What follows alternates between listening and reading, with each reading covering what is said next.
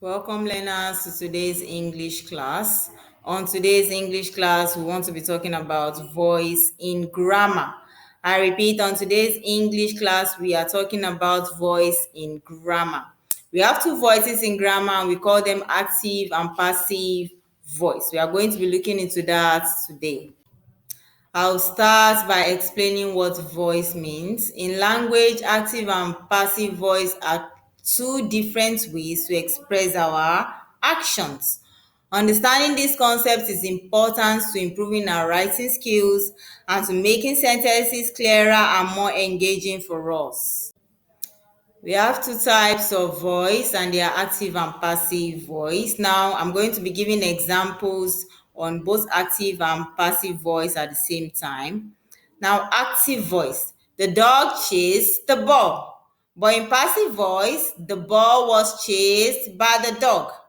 Now, in active voice, again, example 2, she sings a song. In passive voice now, example 2, a song was sung by her. Active, he completed the homework. Passive, the homework was completed by him. Now, active versus passive voice. In active voice, the action is performed by the subject and the object receives the action. The subject does the action and focuses on the action. Let's look at more examples of active and passive voice. Active voice, the dog barks loudly. She paints a picture. They play soccer together.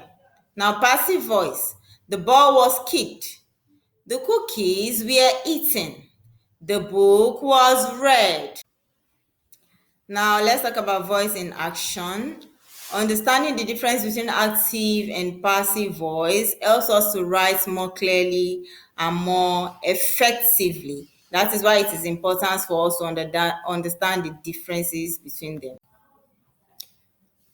Now, let's talk about active and passive voice again. In active voice, the subject does the action. I repeat, in active voice, the subject does the action. For example, the dog chased the ball. While in passive voice, the action is actually done. For example, the ball was chased by the dog.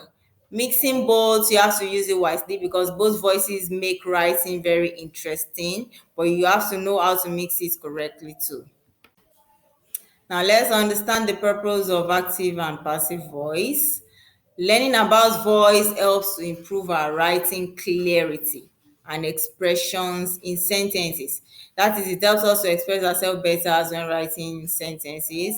Example of an active voice again, the dog chased the cat. Now, in summary, active voice, the subject performs the action in the sentence. A subject performs the action in the sentence. While in passive voice, the subject receives the action. Instead of doing it, the subject receives the action. Thank you all for participating in today's class. I believe you've learned a lot about voices in English grammar, and I believe you now know the difference between when the voice is active and when the voice is passive. Thank you and enjoy the rest of your day.